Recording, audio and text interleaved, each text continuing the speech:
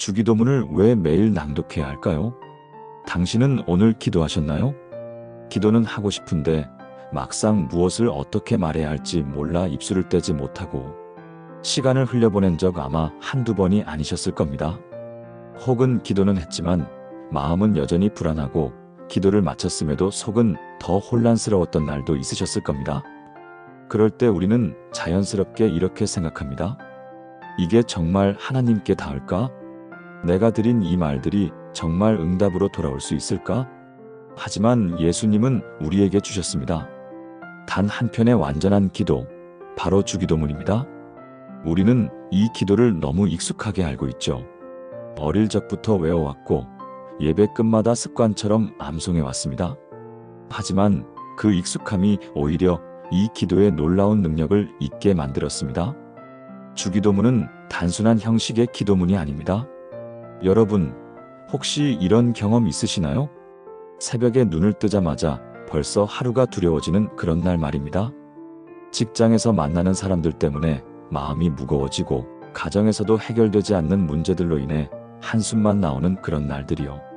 밤에 잠자리에 들면서도 마음이 편하지 않아서 이리저리 뒤척이게 되는 그런 밤들 말입니다. 정말 많은 분들이 그런 고민 속에서 살아가고 계실 거라고 생각합니다. 그런데 여러분, 놀라운 사실이 하나 있습니다.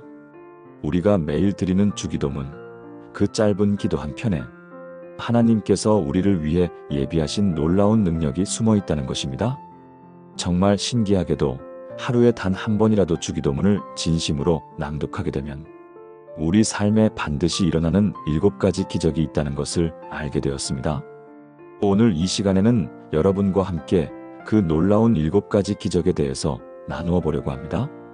정말 많은 분들이 이미 경험하고 계시고 또 앞으로 경험하게 될 그 감동적인 변화들을 함께 살펴보겠습니다. 그런데 말입니다.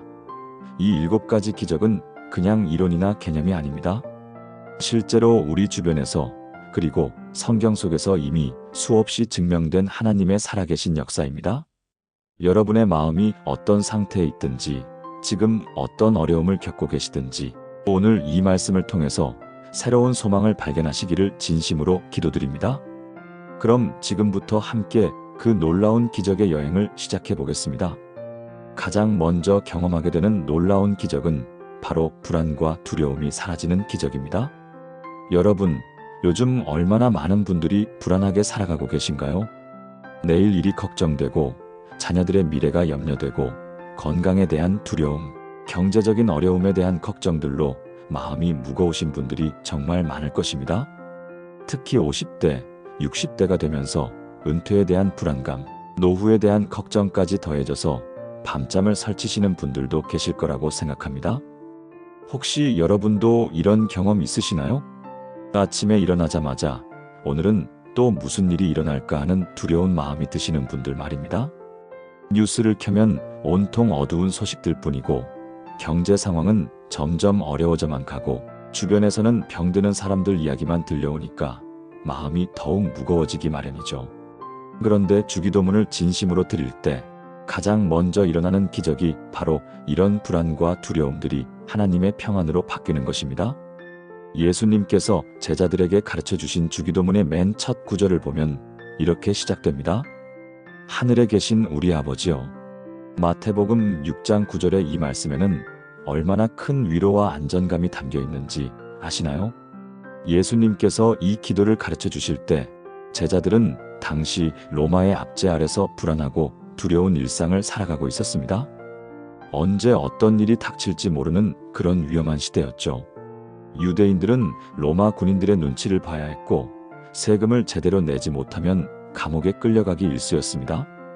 게다가 질병이나 천재지변 강도들의 위협까지 겹쳐서 하루하루가 불안과 걱정의 연속이었던 것입니다.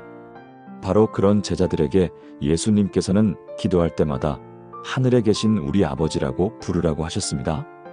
이 말씀이 의미하는 것은 무엇일까요? 하늘에 계신 전능하신 하나님께서 바로 우리의 아버지라는 뜻입니다. 로마 황제보다도 세상의 그 어떤 권세나 세력보다도 더 크고 능하신 분이 우리를 자녀로 사랑하고 계신다는 것입니다. 당시 아버지라는 존재는 가정의 절대적인 보호자였습니다. 아버지가 있으면 자녀들은 어떤 위험이 와도 안전하다고 느꼈던 것이죠. 특히 하늘의 아버지는 우리가 상상할 수 없을 만큼 완전하고 신실하신 분이십니다.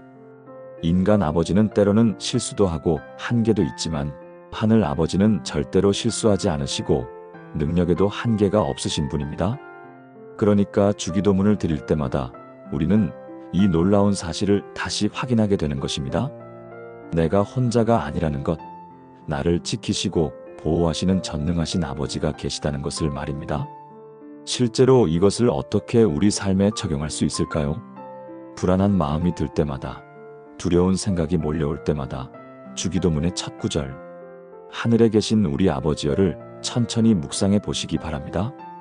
그 말씀을 입으로 고백할 때마다 성령님께서 우리 마음에 하나님의 임재를 실감나게 해주실 것입니다.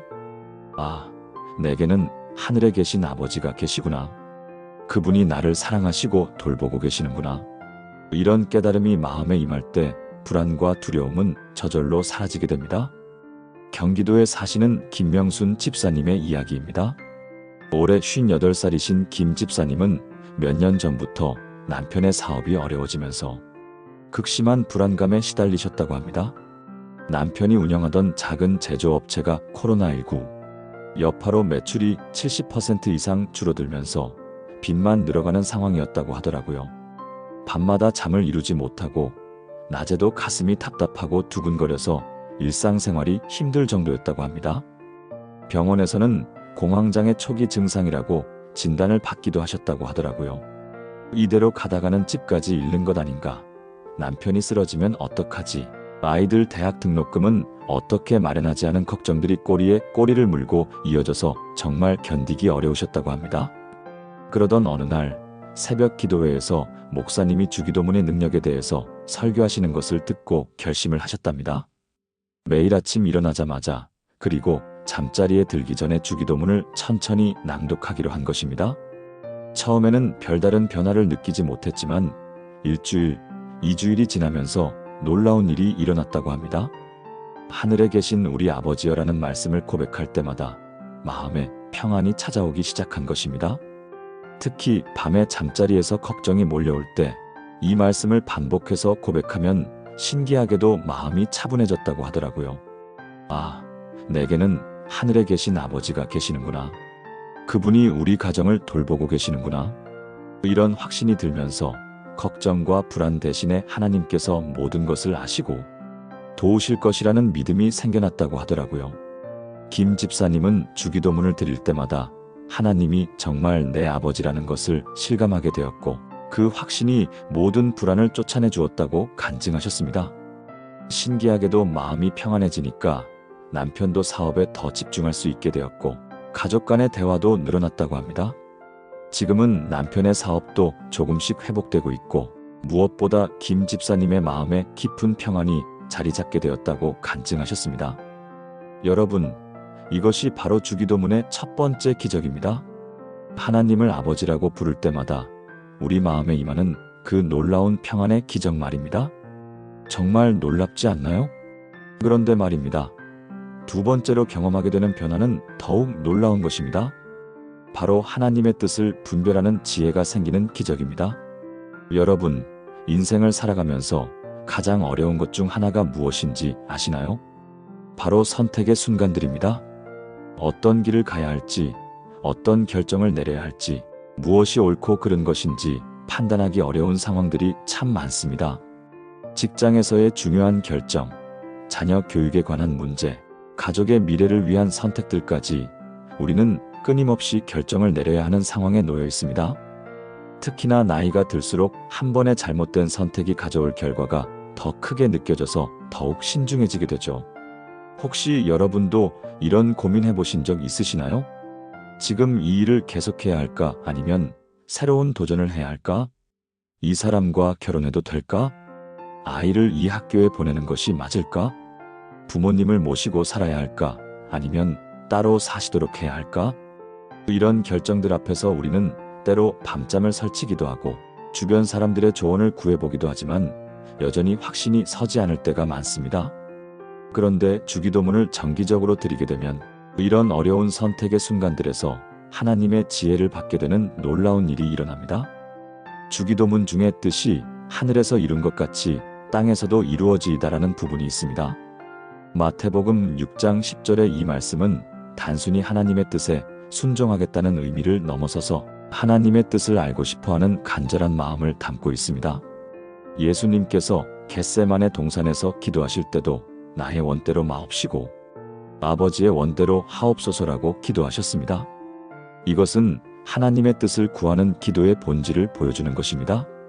당시에도 사람들은 자신의 생각과 판단에 따라 결정을 내리고 싶어 했습니다. 하지만 예수님께서는 인간의 제한된 지혜보다는 하나님의 완전한 지혜를 구하는 것이 훨씬 더 좋다는 것을 가르쳐 주신 것입니다. 하나님의 뜻은 언제나 우리에게 가장 좋은 것이고 가장 지혜로운 길입니다. 이사야 55장 8절에서 하나님께서는 내 생각은 너희의 생각과 다르며 내 길은 너희의 길과 다름이니라고 말씀하셨습니다. 하나님의 생각은 우리의 생각보다 훨씬 높고 지혜롭다는 것입니다. 그런데 우리의 제한된 시각으로는 그것을 쉽게 분별하기 어려운 경우가 많습니다. 눈앞의 이익만 보고 판단하거나 감정에 휘둘려서 결정을 내리기 쉽기 때문입니다. 하지만 주기도문을 통해서 하나님의 뜻을 구할 때 성령님께서 우리의 마음과 생각을 열어서 하나님의 지혜를 깨닫게 해주십니다. 잠언 3장 5절에서 6절에서는 너는 마음을 다하여 여호와를 신뢰하고 내 명철을 의지하지 말라. 너는 범사에 그를 인정하라. 그리하면 내 길을 지도하시리라고 약속하고 있습니다. 이것을 실제로 어떻게 경험할 수 있을까요? 중요한 결정을 내려야 하는 상황이 생겼을 때 먼저 주기도문을 드리면서 하나님의 뜻을 구해보시기 바랍니다. 특히 뜻이 하늘에서 이룬 것 같이 땅에서도 이루어지이다라는 부분을 묵상하면서 이 상황에서 하나님께서 원하시는 것이 무엇인지 진심으로 구해보는 것입니다. 하나님, 이 문제에서 하나님의 뜻이 무엇인지 알려주세요. 제 생각이 아닌 하나님의 지혜로 결정할 수 있게 도와주세요. 이런 마음으로 기도할 때 놀랍게도 마음의 평안이 임하는 선택이 무엇인지 하나님께서 기뻐하시는 방향이 어디인지 분별할 수 있게 됩니다. 부산에 사시는 이정호 장로님의 경험담을 들려드리겠습니다. 장로님은 오랫동안 운영하시던 작은 건설업체를 정리하고 새로운 일을 시작할지 아니면 계속 현재의 사업을 유지할지 고민에 빠져 계셨다고 합니다. 건설업계가 전체적으로 어려워지면서 수주도 줄어들고 자금 사정도 넉넉하지 않았던 상황이었다고 하더라고요. 경제적으로도 쉽지 않은 상황이었고 나이도 60대 중반이라 새로운 도전이 부담스러우셨던 것입니다. 장남이 대학을 졸업하고 취업을 준비하고 있는 상황에서 아버지로서의 책임감도 크게 느끼고 계셨다고 합니다. 가족들의 의견도 엇갈렸고 주변 사람들의 조언도 다양해서 더욱 혼란스러우셨다고 하더라고요. 아내는 안정적인 다른 일을 찾아보라고 하시고 아들은 아버지가 평생 해온 일이니까 조금 더 기다려보자고 하고 형님은 빨리 정리하고 다른 일을 시작하라고 하시고 정말 누구 말을 들어야 할지 모르겠더라는 것입니다. 밤마다 침대에 누워서 이 생각 저 생각을 하다가 새벽까지 잠을 못 이루는 날이 계속되었다고 하더라고요.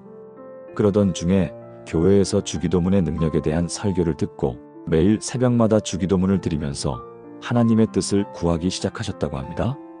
특히 뜻이 하늘에서 이룬 것 같이 땅에서도 이루어지이다라는 부분을 묵상할 때마다 하나님께서 자신의 인생에 어떤 계획을 가지고 계시는지 알고 싶다는 마음이 간절해졌다고 하더라고요. 하나님, 제가 지금 어떤 길을 가야 할까요? 제 생각이 아닌 하나님의 뜻이 무엇인지 알려주세요.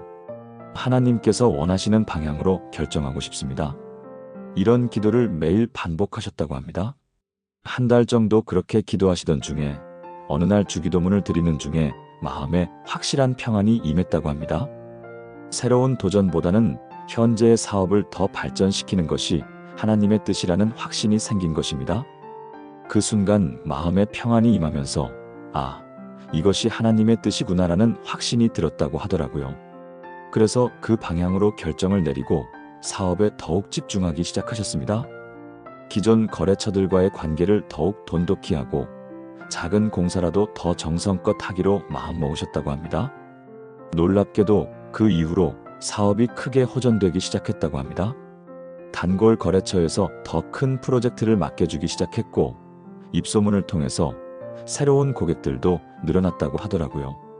지금은 정말 하나님의 지혜였다라고 고백하고 계시더라고요. 만약 그때 성급하게 사업을 정리했다면 지금의 기회들을 놓쳤을 것이라고 하시면서 주기도문을 통해서 하나님의 뜻을 구했기 때문에 올바른 결정을 내릴 수 있었다고 간증하셨습니다. 여러분, 이것이 바로 주기도문의 두 번째 기적입니다. 하나님의 뜻을 분별하는 놀라운 지혜의 기적입니다. 그런데 정말 놀라운 것은 세 번째로 경험하게 되는 변화입니다. 바로 일용할 양식에 대한 걱정이 사라지는 기적입니다. 여러분, 정말 많은 분들이 경제적인 문제로 고민하고 계시죠? 물가는 계속 오르는데 수입은 늘지 않고 자녀들 교육비나 생활비, 의료비 등등 지출할 곳은 너무 많은데 돈은 항상 부족하게 느껴집니다. 특히 중년 이후가 되면 은퇴에 대한 걱정, 노후 준비에 대한 불안감까지 더해져서 마음이 무거워지기 마련입니다. 하루하루 생계를 꾸려가는 것도 쉽지 않은데 미래에 대한 경제적 준비까지 생각하면 정말 막막하기만 합니다. 혹시 여러분도 이런 걱정해 보신 적 있으시나요? 이번 달 카드값은 어떻게 내지? 아이 학원비가 또 올랐는데 병원비가 이렇게 많이 나올 줄 몰랐네. 연금으로 노후에 살 수 있을까? 이런 걱정들이 머릿속을 떠나지 않아서 밤잠을 설치는 분들이 정말 많을 것입니다. 그런데 주기도문에는 오늘날 우리에게 일용할 양식을 주옵시고라는 간절한 기도가 들어 있습니다. 마태복음 6장 11절의 이 말씀은 단순히 음식을 달라는 기도가 아닙니다. 하나님께서 우리의 모든 필요를 아시고 공급해 주시는 분이라는 믿음의 고백입니다. 예수님께서 이 기도를 가르쳐 주실 때 제자들 대부분은 가난한 어부들이나 세리, 일반 서민들이었습니다. 베드로, 안드레, 야고보, 요한 같은 어부들은 그날그날 고기를 잡아서 팔아야 생계를 유지할 수 있는 사람들이었습니다. 날씨가 나쁘거나 고기가 잡히지 않으면 당장 그날 먹을 것도 걱정해야 하는 상황이었죠. 마태 같은 세리도 로마 정부를 위해 세금을 걷는 일을 했지만 언제 그 일을 잃을지 모르는 불안한 처지였습니다. 그들에게도 일상적인 생계 문제는 큰 고민이었을 것입니다. 그런 제자들에게 예수님께서는 매일 하나님께 일용할 양식을 구하라고 하셨습니다. 여기서 일용할이라는 말은 하루하루 필요한 것이라는 뜻입니다. 즉, 하나님께서는 우리가 하루를 살아가는데 필요한 모든 것들을 공급해 주신다는 약속입니다. 이것은 단지 먹을 것만을 의미하는 것이 아니라 주거, 의복, 건강, 일자리, 그리고 우리가 생존하고 생활하는 데 필요한 모든 것들을 포함합니다. 그런데 여기서 중요한 것은 오늘날이라는 표현입니다. 내일이나 다음 달, 내년에 대한 걱정이 아니라 오늘 하루에 집중하라는 것입니다. 마태복음 6장 26절에서 예수님께서는 공중의 새를 보라, 심지도 않고 거두지도 않고 창고에 모아들이지도 아니하되 너희 하늘 아버지께서 기르시나니 너희는 이것들보다 귀하지 아니하냐고 말씀하셨습니다. 공중의 새들도 하나님께서 먹이시는데 하나님의 형상으로 지음받은 우리를 하나님께서 돌보지 않으시겠느냐는 것입니다. 마태복음 6장 28절에서 29절에서는 또 너희가 어찌 의복을 위하여 염려하느냐? 들의 백합화가 어떻게 자라는가 생각하여 보라. 수고도 아니하고 길쌈도 아니하느니라. 그러나 내가 너희에게 말하노니 솔로몬의 모든 영광으로도 입은 것이 이 꽃 하나만 갖지 못하였느니라고 하셨습니다. 하나님께서 들의 꽃들도 그렇게 아름답게 입히시는데 우리를 입히지 않으시겠느냐는 것입니다. 빌립보서 4장 19절에서는 나의 하나님이 그리스도 예수 안에서 영광 가운데 그 풍성한 대로 너희 모든 쓸 것을 채우시리라고 약속하고 있습니다. 이것은 어떻게 실제 삶에 적용할 수 있을까요? 경제적인 걱정이나 미래에 대한 불안이 몰려올 때 주기도문의 이 부분을 묵상해 보시기 바랍니다. 하나님께서 지금까지 나를 먹이시고 입히시고 살게 해주셨다는 사실을 기억하는 것입니다. 그리고 오늘 하루도 하나님께서 필요한 모든 것을 공급해 주실 것이라는 믿음으로 하루를 시작하는 것입니다. 이런 믿음으로 주기도문을 드릴 때 놀랍게도 경제적인 걱정과 불안이 줄어들고 오히려 감사와 만족이 마음에 자리 잡게 됩니다. 대구에 사시는 박영미 권사님의 이야기를 들려드리겠습니다. 권사님은 몇 년 전에 남편이 갑작스럽게 사업에 실패하면서 경제적으로 매우 어려운 상황에 처하게 되셨다고 합니다. 남편이 20여 년간 운영해오던 작은 식당이 코로나19 여파로 문을 닫게 되면서 그동안 모아둔 적금까지 모두 써버리는 상황이 되었다고 하더라고요. 집까지 팔아야 할 정도로 힘든 시기였는데 매일 밤 돈 걱정으로 잠을 이루지 못하셨다고 합니다. 두 자녀가 아직 대학생이었는데 등록금 걱정부터 시작해서 생활비까지 모든 것이 막막했다고 합니다. 이번 달 집세는 어떻게 내지? 야, 아이들 등록금은 어디서 구하지? 당장 내일 먹을 쌀도 떨어져 가는데 이런 걱정들이 끊이지 않았다고 하더라고요. 남편은 새로운 일자리를 찾으려고 노력했지만 나이가 많다는 이유로 번번이 거절당하고 권사님도 파트타임 일을 구해보려고 했지만 쉽게 찾아지지 않았다고 합니다. 그러던 중에 새벽 기도회에서 주기도문의 능력에 대한 말씀을 듣고 매일 아침 일어나자마자 주기도문을 드리기 시작하셨다고 합니다. 특히 오늘날 우리에게 일용할 양식을 주옵시고라는 부분을 드릴 때마다 오늘 하루만이라도 하나님께서 필요한 것을 공급해 주실 것이라고 믿으며 기도하셨다고 하더라고요. 하나님, 내일 걱정은 하지 않겠습니다. 오늘 하루만 우리 가족이 필요한 것을 채워주세요. 하나님께서 공중의 새도 먹이시는데 저희 가족을 먹이지 않으시겠습니까? 이런 마음으로 매일 기도하셨다고 합니다.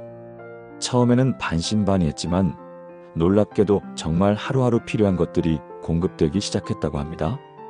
어떤 날은 교회 성도들이 쌀이나 반찬을 가져다 주시고 어떤 날은 예상치 못한 곳에서 일거리가 생기고 또 어떤 날은 오래된 빚을 갚겠다고 연락이 오기도 했다고 하더라고요.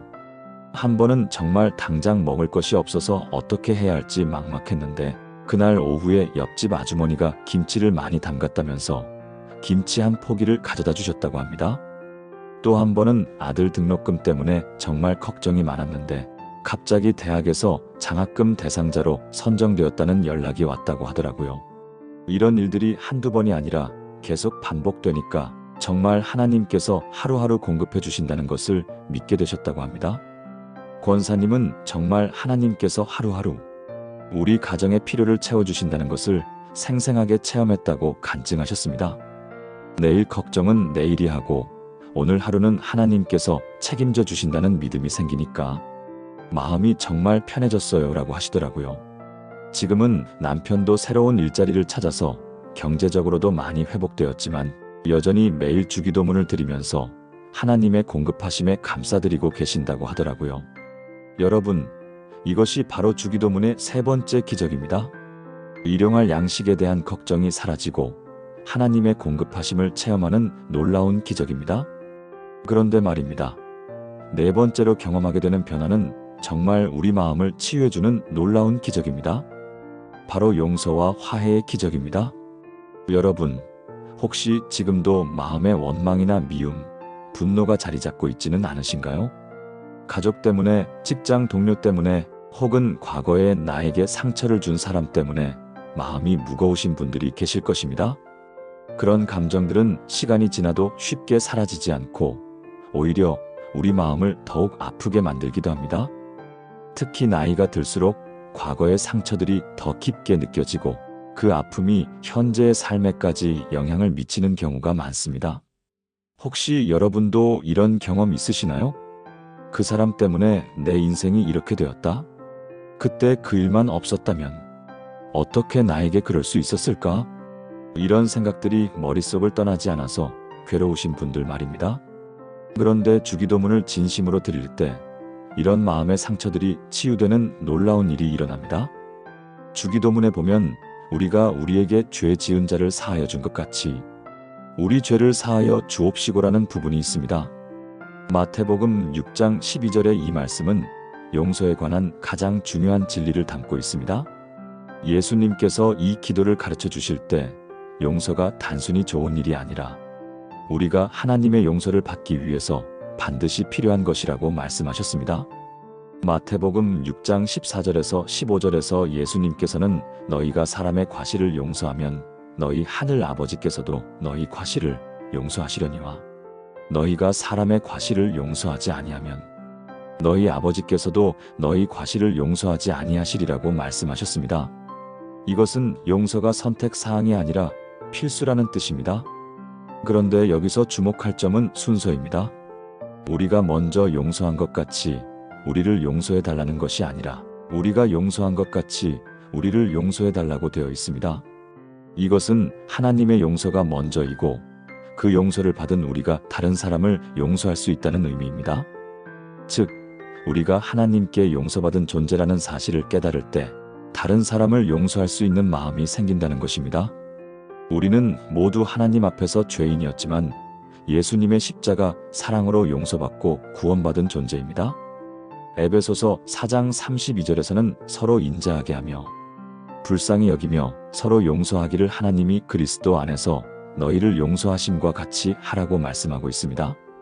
골로새서 3장 13절에서는 누가 누구에게 불만이 있거든 서로 용납하며 서로 용서하되 주께서 너희를 용서하신 것 같이 너희도 그리하고라고 하셨습니다.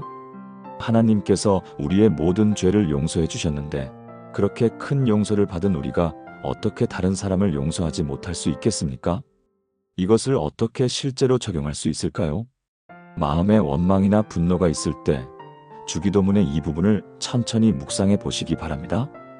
먼저 내가 하나님께 얼마나 큰 용서를 받았는지 생각해 보는 것입니다. 그리고 그 감사함으로 나에게 상처를 준 사람도 용서할 수 있는 마음을 달라고 기도하는 것입니다. 처음에는 마음이 따라주지 않을 수 있지만 꾸준히 이런 마음으로 기도하다 보면 놀라운 변화가 일어납니다. 서울에 사시는 조민호 집사님의 이야기를 들려드리겠습니다. 집사님은 몇 년 전에 가장 믿었던 사업 파트너에게 큰 배신을 당하셨다고 합니다. 10년 넘게 함께 사업을 해온 친구였는데 어느 날 갑자기 회사 돈을 가지고 사라져버렸다고 하더라고요. 금액도 상당했지만 무엇보다 가장 믿었던 사람에게 배신을 당했다는 충격이 너무 컸다고 합니다. 그 과정에서 많은 돈을 잃었을 뿐만 아니라 그 일로 인해 다른 사업 파트너들과의 관계도 틀어지고 회사 직원들에게 월급도 제때 주지 못하는 상황이 되었다고 하더라고요. 그 이후로 그 사람에 대한 원망과 분노로 마음이 무거웠고 밤마다 그 일을 생각하며 잠을 이루지 못하셨다고 합니다. 심지어 다른 사람들을 믿기도 어려워져서 대인관계까지 힘들어지셨다고 합니다. 어떻게 10년 넘게 믿었던 친구가 나에게 이럴 수 있을까? 내가 그 사람을 얼마나 도와주고 믿어줬는데 그 사람 때문에 내 인생이 이렇게 되었다? 이런 생각들이 끊임없이 머릿속을 맴돌아서 정상적인 생활을 하기 어려울 정도였다고 하더라고요. 그러던 중에 교회에서 주기도문의 능력에 대한 설교를 듣고 매일 주기도문을 드리기 시작하셨다고 합니다. 특히 우리가 우리에게 죄 지은 자를 사하여 준 것 같이 우리 죄를 사하여 주옵시고라는 부분을 드릴 때마다 처음에는 마음이 따라주지 않았다고 하더라고요. 그 사람을 용서한다는 것이 말처럼 쉽지 않았던 것입니다. 하나님, 저는 그 사람을 용서할 수 없습니다. 그 사람이 한 일을 생각하면 화가 납니다. 솔직한 마음을 하나님께 털어놓으면서도 주기도문은 계속 드렸다고 합니다. 하지만 매일 같은 기도를 반복하면서 점점 자신이 하나님께 얼마나 큰 용서를 받았는지 깨닫게 되셨다고 합니다. 아, 내가 하나님께 지은 죄들도 정말 많구나. 그런데 하나님께서는 그 모든 것을 용서해 주셨구나. 내가 그렇게 큰 용서를 받았는데 어떻게 다른 사람을 용서하지 못하겠는가? 이런 깨달음이 조금씩 마음에 들어오기 시작했다고 하더라고요. 그리고 어느 날 주기도문을 드리던 중에 그 사람에 대한 원망이 사라지고 오히려 그 사람을 위해 기도하고 싶은 마음이 생겼다고 하더라고요. 하나님, 그 사람도 힘든 상황이 있었을지도 모르겠습니다. 그 사람도 하나님의 용서가 필요한 사람입니다. 저를 용서해 주신 것처럼 그 사람도 용서해 주세요. 이런 기도를 드릴 수 있게 되었다고 합니다. 지금은 그 사람과 완전히 화해하지는 못했지만 마음에 있던 분노와 원망은 완전히 사라져서 평안을 되찾으셨다고 간증하셨습니다. 용서한다는 것이 그 사람의 잘못을 덮어주는 것은 아니지만 내 마음에서 그 사람에 대한 미움을 놓아버리는 것이더라고요. 그렇게 하니까 오히려 제가 자유로워졌습니다. 집사님은 이렇게 간증하셨습니다. 여러분, 이것이 바로 주기도문의 네 번째 기적입니다. 용서와 화해를 통해서 마음의 상처가 치유되는 놀라운 기적입니다. 정말 놀랍지 않나요? 그런데 말입니다. 다섯 번째로 경험하게 되는 변화는 바로 유혹을 이기는 능력이 생기는 기적입니다. 여러분, 우리가 살아가면서 수많은 유혹들과 마주하게 됩니다. 물질에 대한 탐욕, 명예에 대한 욕심, 때로는 음란한 생각이나 분노, 시기, 질투와 같은 마음의 유혹들까지 정말 다양합니다. 나이가 들어도 이런 유혹들은 계속해서 우리를 괴롭히죠. 특히 스마트폰과 인터넷이 발달한 요즘에는 더욱 다양하고 강력한 유혹들이 우리를 둘러싸고 있습니다. 혹시 여러분도 이런 유혹들과 싸우고 계시나요? 이번에는 정말 금연하겠다고 다짐했지만 며칠 못 가서 다시 담배를 피우게 되거나 다이어트를 하겠다고 결심했지만 맛있는 음식 앞에서 무너지거나 스마트폰을 적게 보겠다고 하면서도 계속 들여다보게 되거나 화내지 않겠다고 다짐했지만 또 화를 내게 되거나 이런 경험들 있으시죠? 우리의 의지만으로는 이런 유혹들을 이기기가 참 어렵습니다. 그런데 주기도문에는 우리를 시험에 들게 하지 마옵시고라는 간절한 기도가 들어 있습니다. 마태복음 6장 13절의 이 말씀은 하나님께서 우리를 유혹으로부터 지켜주시기를 구하는 기도입니다. 여기서 시험이라는 단어는 단순히 어려운 상황을 의미하는 것이 아니라 우리의 믿음을 흔들고 죄에 빠뜨리려는 유혹을 말합니다. 야고보서 1장 13절에서는 사람이 시험을 받을 때에 내가 하나님께 시험을 받는다 하지 말지니 하나님은 악에게 시험을 받지도 아니하시고 친히 아무도 시험하지 아니하시느니라고 말씀하고 있습니다. 하나님께서는 우리를 유혹하지 않으시지만 우리가 유혹에 빠지지 않도록 도우실 수 있는 분이십니다. 고린도전서 10장 13절에서는 사람이 감당할 시험밖에는 너희가 당한 것이 없나니 오직 하나님은 미쁘사 너희가 감당하지 못할 시험 당함을 허락하지 아니하시고 시험 당할 즈음에 또한 피할 길을 내사 너희로 능히 감당하게 하시느니라고 약속하고 계십니다. 이 말씀에서 중요한 것은 하나님께서 유혹이 올 때 피할 길을 내주신다는 것입니다. 우리가 유혹에 빠질 수밖에 없는 상황은 만들지 않으신다는 뜻입니다. 이것을 어떻게 실제로 적용할 수 있을까요? 유혹이나 시험이 몰려올 때 주기도문의 이 부분을 기억하며 하나님께 도움을 구해 보시기 바랍니다. 하나님께서는 우리가 감당할 수 없는 유혹은 허락하지 않으시고 반드시 피할 길을 마련해 주신다는 믿음으로 기도하는 것입니다. 하나님, 지금 이 유혹에서 저를 지켜주세요. 피할 길을 보여주세요. 제 힘으로는 안 되지만 하나님의 능력으로 이길 수 있게 도와주세요. 이런 기도를 드릴 때 놀라운 능력이 임합니다. 인천에 사시는 김석준 권사님의 이야기를 들려드리겠습니다. 권사님은 몇 년 전부터 스마트폰과 인터넷에 과도하게 의존하는 문제로 고민하고 계셨다고 합니다. 처음에는 단순히 정보를 찾거나 뉴스를 보는 정도였는데 점점 중독적으로 사용하게 되면서 가족과의 시간도 줄어들고 신앙생활에도 지장을 받게 되셨다고 하더라고요. 밤늦게까지 스마트폰을 보느라 새벽 기도도 나가지 못하고 예배 중에도 자꾸 스마트폰이 신경 쓰여서 집중하기 어려웠다고 합니다.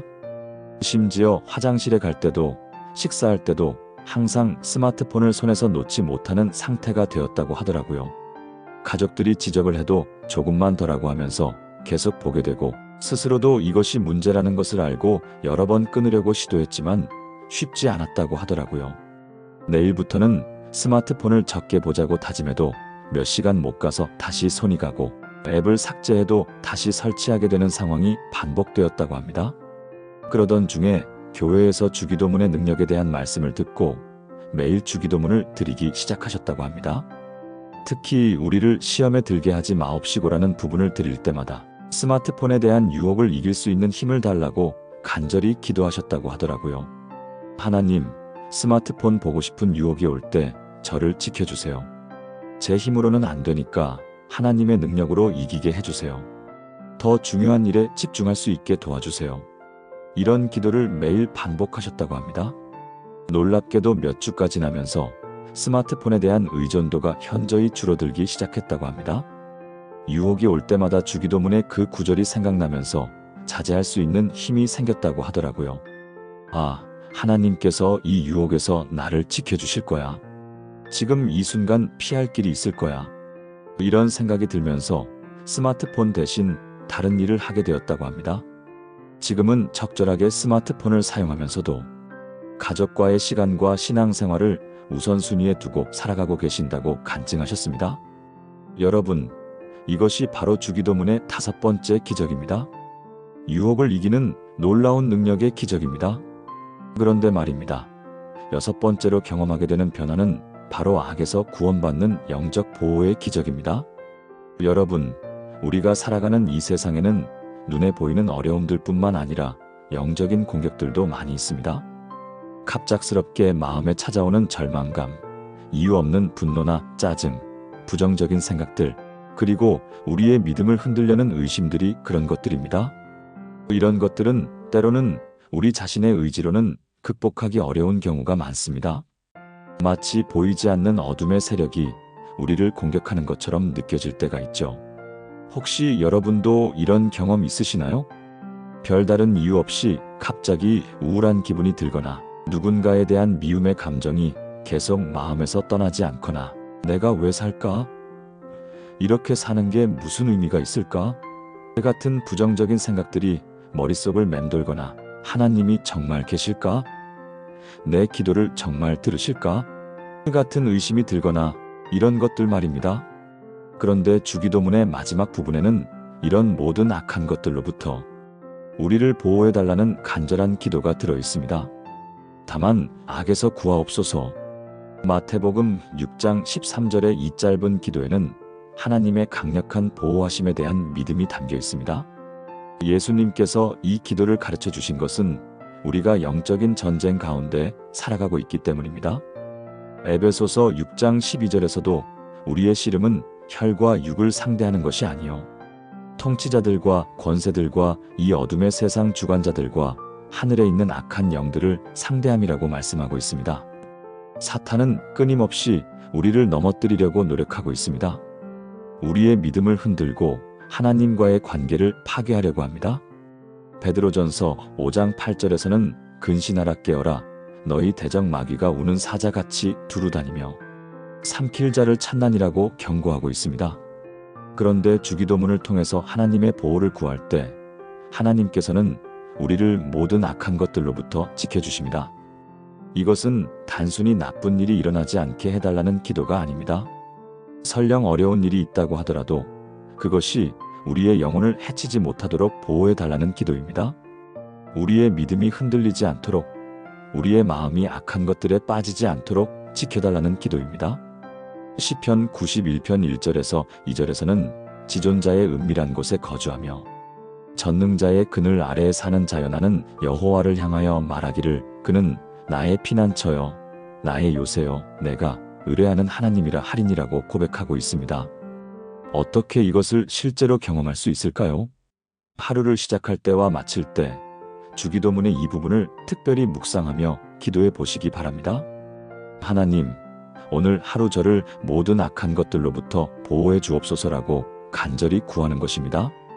그러면 하나님께서는 우리가 알아차리지 못하는 사이에도 우리를 지키시고 보호해 주실 것입니다. 광주에 사시는 김태영 장로님의 경험을 들려드리겠습니다. 장로님은 몇 년 전부터 사업상 스트레스와 가정의 어려움으로 인해 심각한 우울증에 시달리셨다고 합니다. 사업이 잘 안 되면서 빚이 늘어가고 아들은 취업이 안 되어서 집에서 놀고 있고 아내와의 관계도 소원해지면서 정말 힘든 시기를 보내셨다고 하더라고요. 때로는 극단적인 생각까지 들 정도로 힘든 시기를 보내셨던 것입니다. 병원 치료도 받아보시고 여러 가지 방법을 시도해 보셨지만 쉽게 나아지지 않았다고 하더라고요. 무엇보다 신앙생활도 제대로 할 수 없을 정도로 마음이 어두워져서 더욱 힘드셨다고 합니다. 하나님이 정말 계시는 걸까? 내가 이렇게 고생하는데 하나님은 뭐 하고 계시는 걸까? 이런 의심들이 계속 마음에 들어왔다고 하더라고요. 그러던 중에 교회에서 주기도문의 능력에 대한 간증을 듣고 매일 주기도문을 드리기 시작하셨다고 합니다. 특히 다만 악에서 구하옵소서라는 부분을 드릴 때마다 자신을 괴롭히는 모든 부정적인 생각들과 절망감들로부터 하나님께서 보호해 주시기를 간절히 기도하셨다고 하더라고요. 하나님, 이 어둠의 생각들에서 저를 구해주세요. 절망감에 빠지지 않게 지켜주세요. 믿음을 잃지 않게 도와주세요. 이런 기도를 매일 반복하셨다고 합니다. 놀랍게도 며칠이 지나지 않아서 마음의 변화가 일어나기 시작했다고 합니다. 갑작스럽게 찾아오는 절망감이나 부정적인 생각들이 현저히 줄어들었고 대신에 평안과 소망이 마음에 자리 잡기 시작한 것입니다. 아, 하나님께서 정말 나를 지켜주고 계시구나. 이 모든 악한 생각들로부터 하나님께서 보호해 주시는구나. 이런 확신이 들면서 마음의 평안이 찾아왔다고 하더라고요. 지금은 완전히 회복되어서 오히려 같은 어려움을 겪는 다른 분들을 도우시는 일을 하고 계신다고 하더라고요. 장로님은 정말 하나님께서 나를 악에서 구원해 주셨다고 간증하고 계십니다. 여러분, 이것이 바로 주기도문의 6번째 기적입니다. 모든 악한 것들로부터 우리를 보호해 주시는 하나님의 놀라운 보호의 기적입니다. 그런데 말입니다. 마지막 7번째로 경험하게 되는 변화는 정말 감동적인 기적입니다. 바로 하나님의 영광을 경험하는 기적입니다. 주기도문의 마지막 부분에는 나라와 권세와 영광이 아버지께 영원히 있사옵나이다라는 찬송이 들어 있습니다. 마태복음 6장 13절 하반부의 이 말씀은 단순한 마무리 인사가 아니라 하나님의 절대적인 주권과 영광을 고백하는 신앙의 절정입니다. 이 고백을 드릴 때 우리는 하나님께서 이 우주의 절대적인 주인이시고 모든 권세와 능력이 하나님께 있다는 사실을 인정하게 됩니다. 그리고 놀랍게도 이런 고백을 드릴 때마다 우리 자신도 그 영광에 참여하게 되는 놀라운 일이 일어납니다. 하나님의 자녀로서 하나님의 영광을 반영하는 삶을 살게 되는 것입니다. 로마서 8장 17절에서는 자녀이면 또한 상속자 곧 하나님의 상속자요. 그리스도와 함께 한 상속자니라고 말씀하고 있습니다. 우리는 하나님의 자녀로서 하나님의 영광에 참여할 특권을 가지고 있습니다. 고린도후서 3장 18절에서는 우리가 다 수건을 벗은 얼굴로 거울을 보는 것 같이 주의 영광을 보매 그와 같은 형상으로 변화하여 영광에서 영광에 이르니 곧 주의 영으로 말미암음이니라고 말씀하고 있습니다. 우리가 하나님의 영광을 바라볼 때 우리도 그 영광을 닮아가게 된다는 것입니다. 이것을 어떻게 실제로 경험할 수 있을까요? 주기도문을 마무리할 때 나라와 권세와 영광이 아버지께 영원히 있사옵나이다라는 부분을 단순히 형식적으로 외우지 마시고 진심으로 하나님의 영광을 인정하며 고백해 보시기 바랍니다. 하나님께서는 온 우주의 왕이십니다. 모든 권세와 능력이 하나님께 있습니다. 하나님의 영광이 제 삶을 통해서도 드러나게 해주세요. 이런 마음으로 고백할 때 우리 삶에도 하나님의 영광이 나타나기 시작합니다. 우리의 말과 행동을 통해서 우리의 삶의 모습을 통해서 하나님의 영광이 드러나게 되는 것입니다. 전주에 사시는 이미영 집사님의 이야기를 들려드리겠습니다. 집사님은 몇 년 전까지만 해도 늘 불평과 불만이 많으신 분이셨다고 합니다. 작은 일에도 쉽게 화를 내시고 주변 사람들에게 부정적인 말을 자주 하셔서 가족들도 힘들어했다고 하더라고요. 교회에서도 이것저것 불만이 많으셨고 목사님이나 다른 교역자들의 설교에도 자주 비판적인 의견을 표하셨다고 합니다. 본인도 그런 자신의 모습이 싫었지만 쉽게 바뀌지 않았다고 합니다.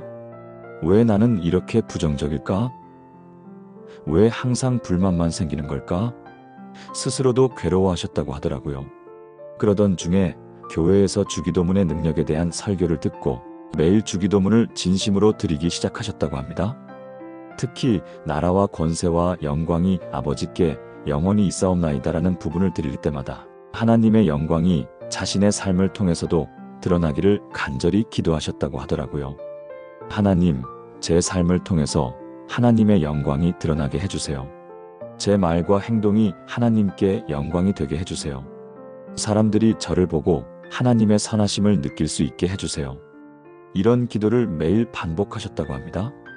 놀랍게도 몇 달이 지나면서 집사님의 성품이 완전히 바뀌기 시작했다고 합니다.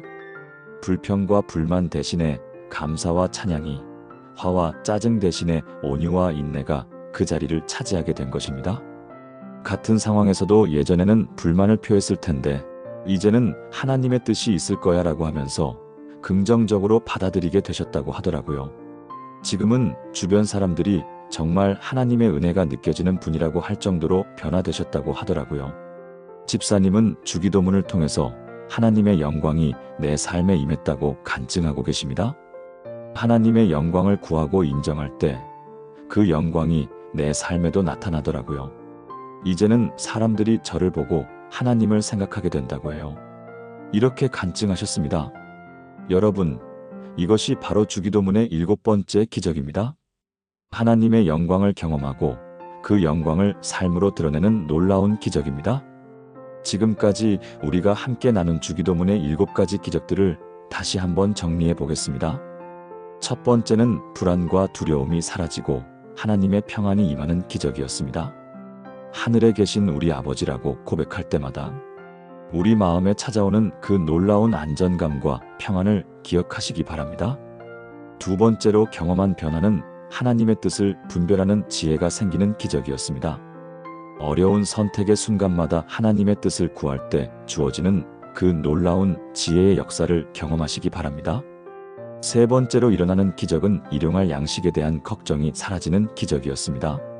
하나님께서 오늘 하루 우리에게 필요한 모든 것을 공급해 주신다는 믿음으로 매일을 시작하시기 바랍니다. 네 번째로 경험한 변화는 용서와 화해를 통한 마음의 치유 기적이었습니다. 하나님의 용서를 받은 감사함으로 다른 사람을 용서할 때 임하는 그 놀라운 자유함을 경험하시기 바랍니다. 다섯 번째로 일어나는 기적은 유혹을 이기는 능력이 생기는 기적이었습니다. 시험과 유혹의 순간마다 하나님의 도우심을 구할 때 주어지는 그 놀라운 능력을 체험하시기 바랍니다.